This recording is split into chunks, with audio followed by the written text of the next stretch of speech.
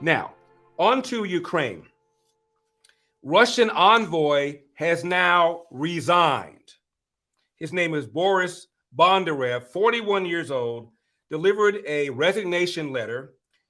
And in the Associated Press, they have excerpts from his letter.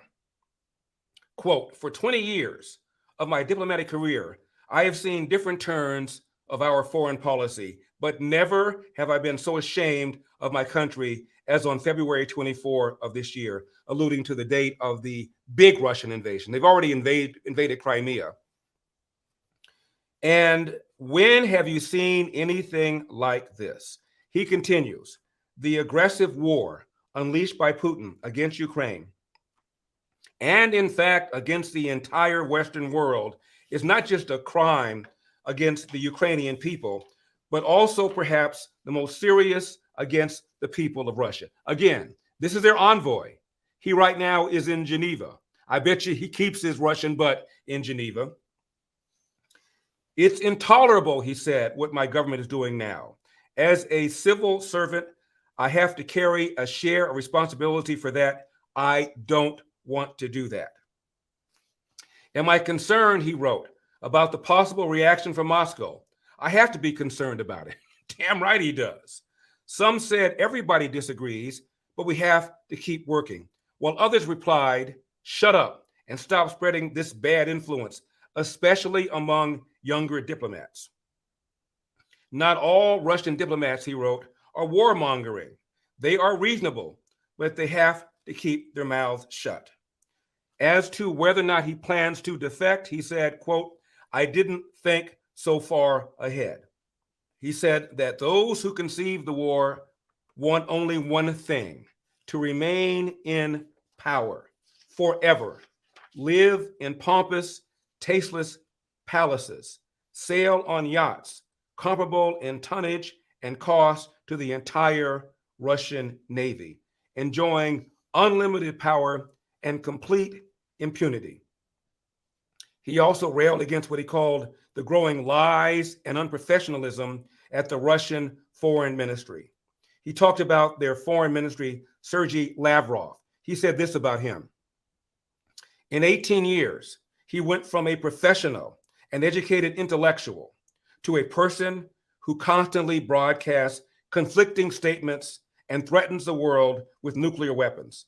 Today, the Russian Foreign Ministry of Affairs is not about diplomacy. It's all about warmongering, lies, and hatred," end of quote. And have you seen any pictures of Vladimir Putin's yacht? I mean, 4 or 5 swimming pools, dance halls. I mean, it's like a city in the water. I don't know how much it costs, but some estimates are $500 million.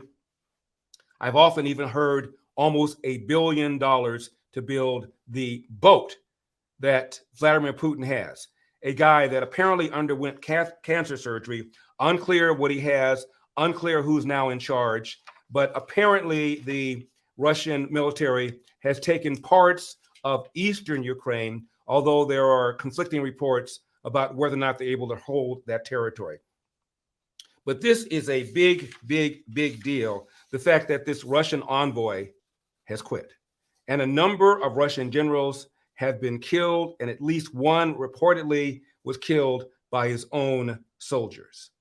And it is estimated that as much as a third of the Russian troops are now considered to be incapacitated. Supply chain concerns, supply line concerns, unclear exactly what's going on in the East. All I know is this, that even our experts assume that Ukraine would fall in a matter of 2 to 3 days, just as they were wrong about the stockpiles of WMD, just as they were wrong about the willingness of the Afghan army after we pulled out to retain control.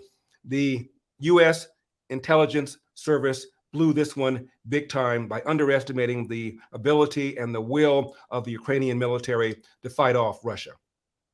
It's now almost day 90 into an invasion that Vladimir Putin clearly thought was going to last only 2 or 3 days. Reportedly, he has sacked a number of Russian generals. including his upper intelligence officers who gave him bad intel. Why did he get bad intel? I'm not sure that they were wrong about the intel. They probably thought the boss did not want to hear bad news. And that's what happens when you have a corrupt, inefficient state. You produce a corrupt, inefficient military.